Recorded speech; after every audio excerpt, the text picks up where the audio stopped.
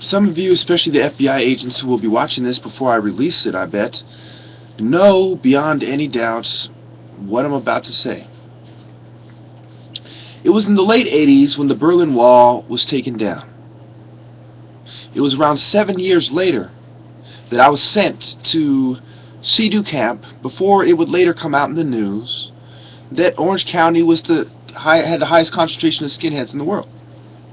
Higher than Moscow, higher than Berlin. And also that I was in prison in Northern California, in a prison there where you send people to penitentiaries. A county jail where you send people to penitentiaries, to prisons, like Folsom, which is what the Code of Silence documentary was about. So if you look at my incarceration in Santa Cruz County Jail around 2000, 2001, and you look at the riot in Folsom Prison, I believe it was in 2001 or 2002. I remember every single detail in the video, because frankly right now I'm a little high. Because if I wasn't, I'd probably be screaming my head off. And the doors are open right now. I'm not trying to wake anybody up. I'm not trying to piss anybody off. I'm just trying to expose the white devil who are killing my people. Now, if you go back to Idaho, into northern Idaho, where Lake Hayden is, the biggest, the highest number of skinheads known in any compound in America, in any skinhead compound, any one compound in one place, is in that area. And some of the prison guards in that area were affiliated with that compound, just like the sheriffs in California are affiliated with the white racist power structure and the white racist gangs. Their kids rape little girls and get away with it and do roofies and parties, and their dad laced them with the rules so they know how to get away with it, and they break all the rules. The weed rules, the raping women rules, roofie rules, like the lacrosse players at Duke University, or whatever racist white game they play. Now, it was quite straightforward and quite upfront to me that I am also a victim of the Code of Silence, and just like I pointed out in my other videos, there's psychiatrists working at prisons and jails, and there are cops working in psych wards.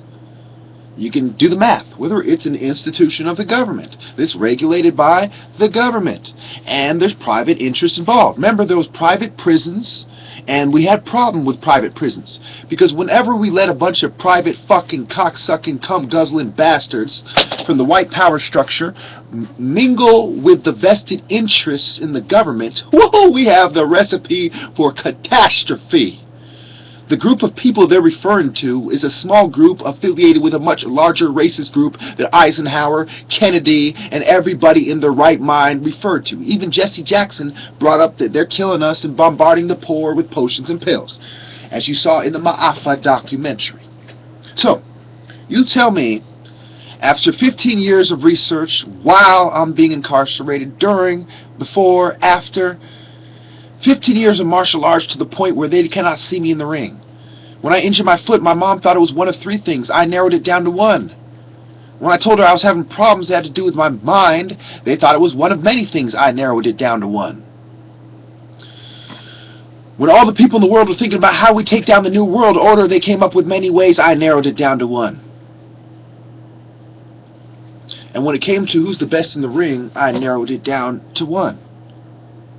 And when it came to a matter of who was going to win and who was going to lose, and where I was sitting in perspective, in retrospect, where I was placed, and the matter is to win or lose, I won again, and I narrowed it down to one as well.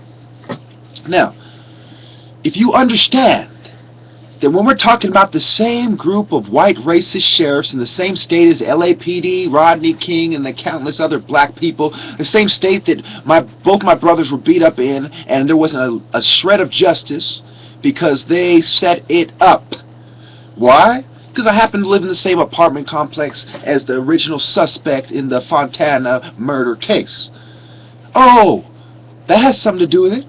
Maybe the fact I made 1,000 videos of exposing their corrupt, wicked ways in a way that maybe somebody who gives a fuck might notice and start looking into it. Oh!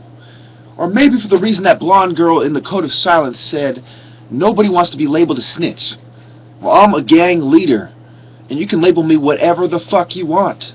Because I'm Heru, and God sent me to do what I'm doing right now. Thank you.